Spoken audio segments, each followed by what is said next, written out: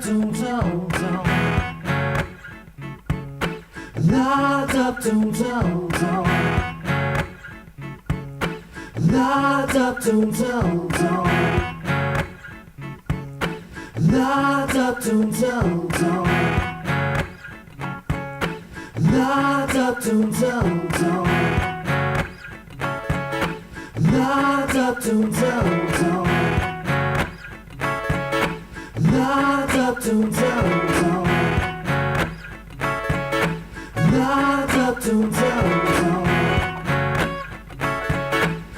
La da doom doom doom. La da doom doom doom. Alright, cool. There's no way I'm rapping after that. But welcome, my name is Ryan White, and this is High Point Music's online video tutorial. So, cool little lesson we got today. What we're going to do is we're going to break down, I'm going to show you guys how Ed Sheeran constructs the tune Don't in a live situation. So you two at home can not only learn how to do that, but also learn and start developing some of the techniques that he's used there on that intro to play that tune live. So just before we get started, people, if you really want to show your support for the channel, make sure you subscribe and follow, comment, make a suggestion for any future videos you'd love to see coming up on the channel. We'll drop this intro and get straight into today's tutorial.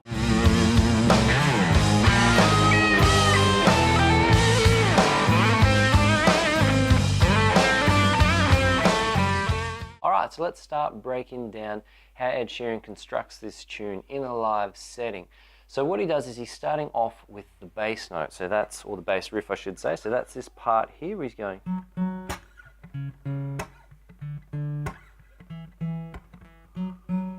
So it's a cool little bass line in F sharp minor. So let's go through the notes first. So we're starting on the, I like to use my third finger here on the 9th fret on the 1 string. So just going 1, 2, like that. And then we go down to the 4th fret on the same string to the C sharp here. So that's 1, 2, 1, 2.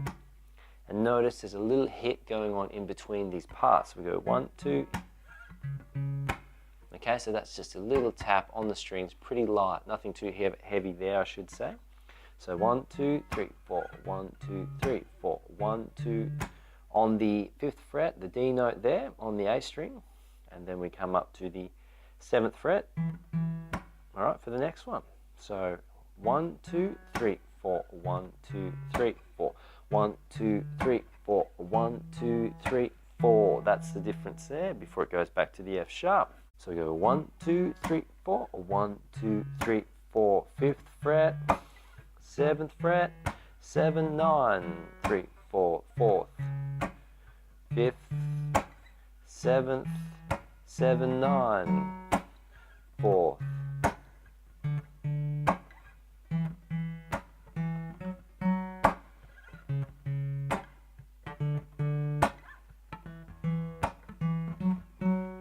I don't know whether you picked this up in the intro, but when I play this one or when I was figuring out, I like to throw in a little ghost note just in between. So I go 1, 2, 3, and up like that, just plucking up on those strings.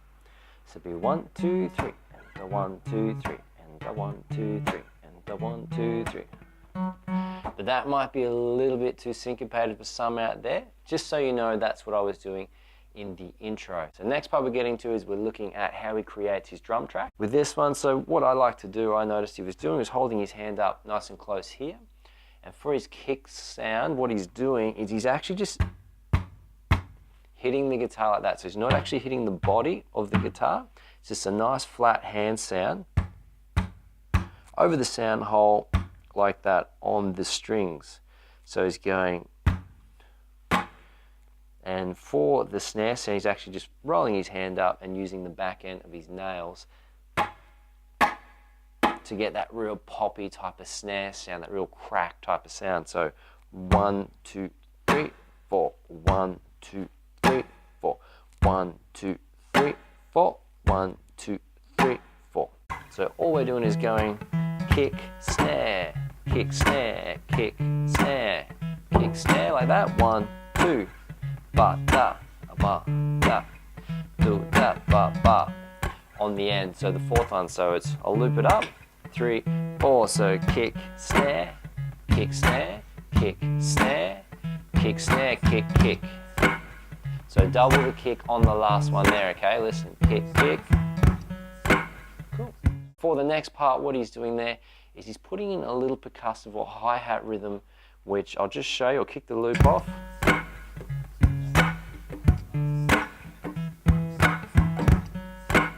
So it's just that little technique. It's very, very subtle, but what that does is it just cooks the beat along a bit. So it's 2, 3, and a 1, 2, 3, and a 1, 2, 3, and a 1, 2, 3, and like that. So how he was achieving that was just, again, percussively moving down across the strings like that. So, and then coming up with his thumb. So, or sorry, coming up with his first finger, I should say. So we got 1, 2, 3, and a 1, 2, 3, and a 1, 2, 3, and a 1, 2, 3, and a 1, 2, 3, and a 1, 2, 3, and a 1, 2, 3, 2, 3, and a 1, 2, 3, and a 1, 2, 3, and a 1, 2, 3, and a 1, 2, 3, and a 1, 2, 3, and a 1, 2, 3, and a 1, 2, 3, and a 1, 2, 3. So that's very cool how he's getting that. So very subtle, understated, but really adds a lot of value to the beat and the loop with that one. All right, so for this next part, what he's using is some double stops. So let's break down this double stop part that we've got in that section. So starting off here, it goes 1, 2, 3, 4, 2, 2, 3, 4, 3, 2, 3, 4, 4, 2, 3, 4, 1. 2, 3, 4, 2, 2, 3, 4, 3, 2, 3, 4, 4, 2, 3, 4, 1, 2, 3, 4, 3, 4, 3, 2, 3, 4, 4, 2, 3, 4, 1, 2, 3, 4, 2, 2, 3, 4, 3, 2, 3, 4, 4, 2, 3, 4. Alright, so what those chords are doing, so second finger on the second fret on the D string, first finger is on the first fret on the G string there, so E and G sharp, and then our third finger for the next chord is on the fourth fret on the F sharp there on the D string, and then our second, or first finger I should say, is on the second fret of the G string there, so you've got a minor third in F sharp and A. So what is actually going on, in his right hand he's actually finger picking that, and at the same time in his left hand he's relaxing the pressure, so it's really to emulate that.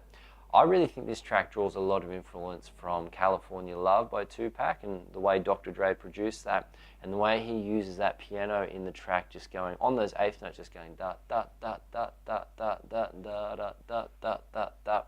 So very, very similar subdivision here going on. So what he's doing is just muting, relaxing the pressure after each double stop. So da da da da da da da. So we see that on the other camera. So just relaxing the pressure there.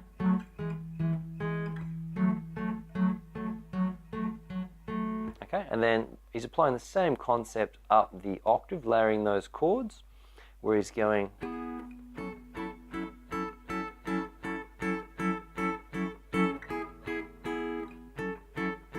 Okay, so he's using the E major voicing here, which is his first finger on the ninth, like that, covering the D, the G and the B strings, and then into an F sharp minor 7 voicing like that. First finger on the ninth, third on the 11th, first finger is continuing to make a bar there, and then second finger there.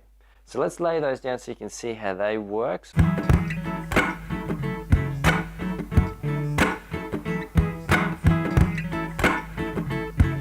Cool, so you can hear there's a really strong eighth note feel going da da da da da da da da da da da da da da.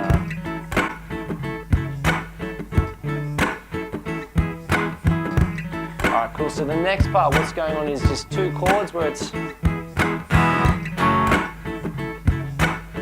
so that's just for hits and for emphasis, the E major, F sharp there. Alright, cool, so let's look at that, just a straight E major voicing there, and then an F sharp bar chord coming in after that. So it's going 1, 2, 3, 4, 2, 2, 3, 4, 3, 2, 3, 4, 4, 2, 3, 4, 1, 2, 3, 4, 2, 2, 3, 4, 2, 3, 4, 4, 2, 3, 4, 1, 2, 3, 4, 2, 2, 3, 4, 3, 2, 3, 4, 4, 2, 3, 4, 1, 2, 3, 4. Just like that, okay? So that's where the notes are falling, just there for rhythmic emphasis to provide that real kick along at the end of the progression. All right, so the next point we're up to with the track is where he starts layering his vocals. So the technique he uses for that layer is he's starting off with a C sharp. So that's down the octave. So he does that twice to double it and make it nice and thick, the vocal there. And then all he's doing is just taking that up the octave in a falsetto range. So,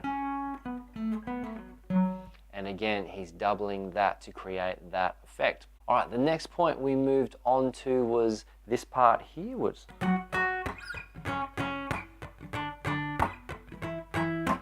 All right, so what's going on there is, in the actual track Ed Sheeran's playing, I can see him using actual chords, so he's going.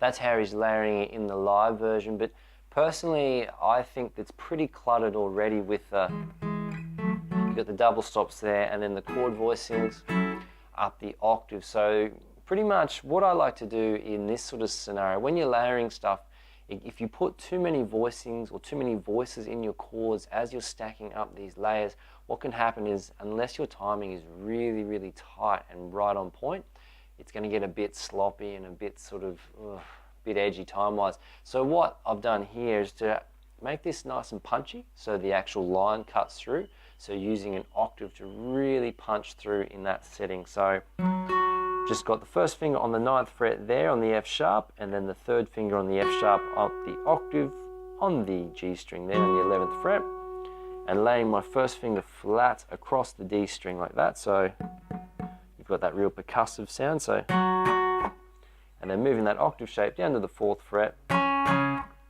So you've got the third finger on the 6th, 4th finger on the 4th, up to the D on the 5th fret, up to the 7th. So da da da da da da.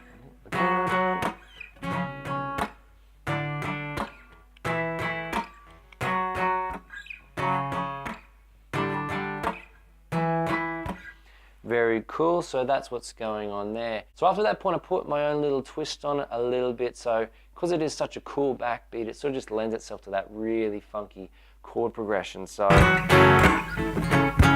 I put in a little funk hit like here where it went, and again, da, da, da, da.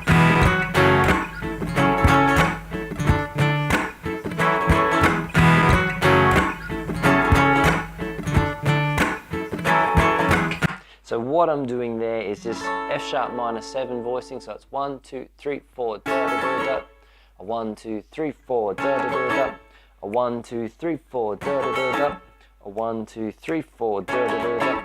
So very, very important, particularly when you're playing funk, is your timing is going to be right on cue. And because this is layered up and there's a heap of instruments and parts, it's just the guitar, but there's a heap of parts going on with this one, you've got to make sure your timing is bang on point, because if it's not, it's going to sound sloppy and it's not going to make a great loop.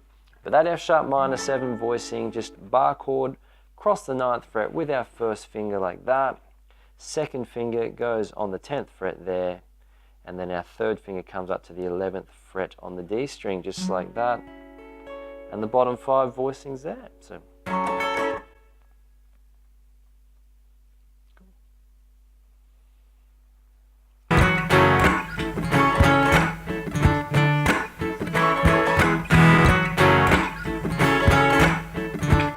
3, 4. Alright, so the only thing I added after that was putting in extra snare hits for emphasis. So what happens is, what actually moves a track along, if you listen to any recording that's got a great beat and it's got a great groove to it, what's going on is the drum sound is fantastic. So if your drums sound good, your track's halfway there to having great groove and sounding really nice. So what I was doing there was just putting an extra layer on those snare hits. So 1, 2, 3, 4, 1, 2, 3, 4. Just to make sure that that pulse and that beat was really, really pushing over the top and driving the loop across. So again, timing is everything with this sort of stuff. So let's just put that on and you can see the difference here. So here's our track. I'm just going to put a bit more emphasis on. So 1, 2, 3, 4, 1, 2, 3, 4, 1, 2, 3, 4, 1, 2, 3, 4. So you can just hear how that snare shaking now. It's almost like a Nile Rodgers track or something where everyone's like clapping along like that. So if you appreciate the content of these lessons, smash those like, subscribe and share buttons. We very much appreciate people subscribing, showing their support. If there's anything else you would like to see on the channel in future, don't forget to drop a comment. If you're watching this on the website, you can leave a comment in the blog or on YouTube. Just drop a comment below the video. And I'm more than happy to hear from you all out there, what you want to learn, what you want to get your hands around, and start building these tutorials for you all. Thirdly, if you'd like to support us in pumping out more exclusive content for you all out there, you can make a donation by the PayPal donate function. You can either do this on our website, top or bottom of any page, or if you're watching this on YouTube, just go down in the descriptions and click the link and just donate whatever amount you feel represents the content. So it could be $1, $2, $5, $10, whatever you think, or however helpful this was for you. If you would like to work with me one-on-one, the best way to do that is to book an 8-week tailored video program where I can assess your challenges and come up with a personalized program to help you get from where you are to where you want to be in the shortest possible time. So this one was a lot of fun to sit down and work out for you all this morning. As I mentioned, I hope you all get a heap out of this lesson and can start building or even building upon some of these concepts to create your own cool sounds and textures with your playing.